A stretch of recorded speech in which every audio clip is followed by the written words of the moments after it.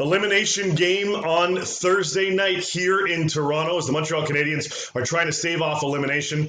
That's Aaron Ward, Shane Kelly. I'm David Pagnotta. Our coverage brought to you by Bitbuy, Canada's #1 cryptocurrency platform. And guys, Wardle, let's start with you and the Montreal Canadiens. They're a game away from going home. The Leafs one game away from going to round 2. What needs to change going into game 5? Well, as a player for the Montreal Canadiens right now, I've got to find something, and that's a change in outlook, change in perspective, find some fun in the game. If you look at the optics of this team as they present the game on TV and show the bench heads down, deflated. So I think Ducharme has a task ahead of him to try and motivate this team to find some excitement and a purpose to their game. And that's got to come in getting out of the shell that they've created against Toronto, right? It's right now you realize that you're trying to counter everything Toronto brings to the table by playing defensive, but you're not successful. So at this point, Montreal has to get dirty, right? Come with that engagement of getting them focused on getting Toronto off of their game. If that comes from opening up their game, being more chancy, whatever it is, Montreal's got to do something different. And someone's got to rise to the occasion. For Toronto, though, change nothing, right? Worry about your health for Series 2 and make sure that Campbell has the same level of confidence. These two teams are in polar opposite positions, and how this game plays out should be very interesting. I think the Canadiens probably need to find some tee times for June. This series is done.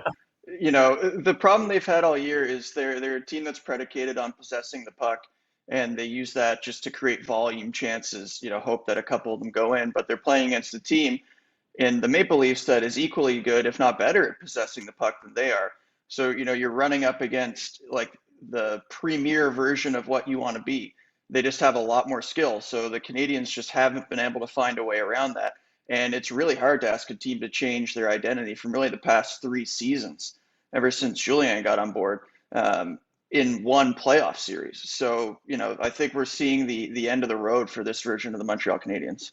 I think the amazing part too is as Montreal comes in preparing for this series, they prepared for the Marner-Matthews line. And the craziness is it's been everybody but, right? So they've contributed. Marner, not so much. But, we're looking at a guy like Spezza, who's had a mass contribution through this process that Montreal has no counter for because they don't have the same amount of depth. And they're trying to load up and focus on what they know is tangible out there. Those stars are going to put the puck in the net. And Toronto has basically been successful at what they built this team on now, is knowing they needed something depth-wise to help them get through the process of going through the Stanley Cup Finals. Has there been too much line juggling for the Canadiens throughout this series? The game 1, it worked out because they won 2-1. Game 4, they kind of went back to those basics and played a little bit tighter, but just couldn't finish. Do they need to just keep the consistency going, or does it not matter at this stage? Well, Montreal is kind of stuck right now, right? So if Evans comes back in because of injury, or Lehkonen comes back in because of injury, Stahl was back in, but again, we don't know the actual health of these guys. Ducharme's hampered by what is accessible to him. Plus, Gallagher, is he technically there yet? I don't think so. I think he's still hampered by this injury. So when you're trying to piecemeal or put together whatever you've got for forwards, you're trying to find a cohesion amongst the group that have played together in the past, and you've bought limited options. And the play of certain guys, I don't think Anderson's been as engaged as Montreal expected as they got him to be in these moments and supposed to step up and be the guy that's going to lead physically and contribute offensively. I think you're looking at sometimes guys that you didn't expect start of the season. Corey Perry was supposed to be a taxi squad guy, and now Montreal's like, hey, draw on your veteran experience and engage these guys, bring them along. And Corey Perry, even in his own right, hasn't been the guy that we've known him to be when he was in an Anaheim uniform, sticking his stick in the goalie's stomach, getting under guys' skin. I think there's been a level of discipline that everybody's been aware of and in need of when you play Toronto to not give them the power plays. I think you got to throw it all out now and let guys be who they are, figure out how they want to play it, because you're backed into a corner. You're not winning games. What does it matter now that you try a different approach?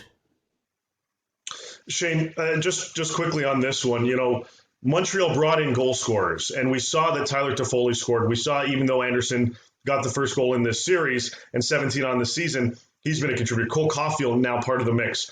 But who's the real facilitator of this group? Do they lack, and this has been a storyline for the Canadiens for a long time, but is their biggest deficiency up the middle? Yes and no. I mean, Drouin can be that player. I think their bigger issue is the system. It's just not one that's designed to create a lot of high quality scoring chances. Aaron's talked about it throughout the series. No cross seam passes are a feature. They don't really cut back a lot in the offensive zone. Everything is always north south towards the net.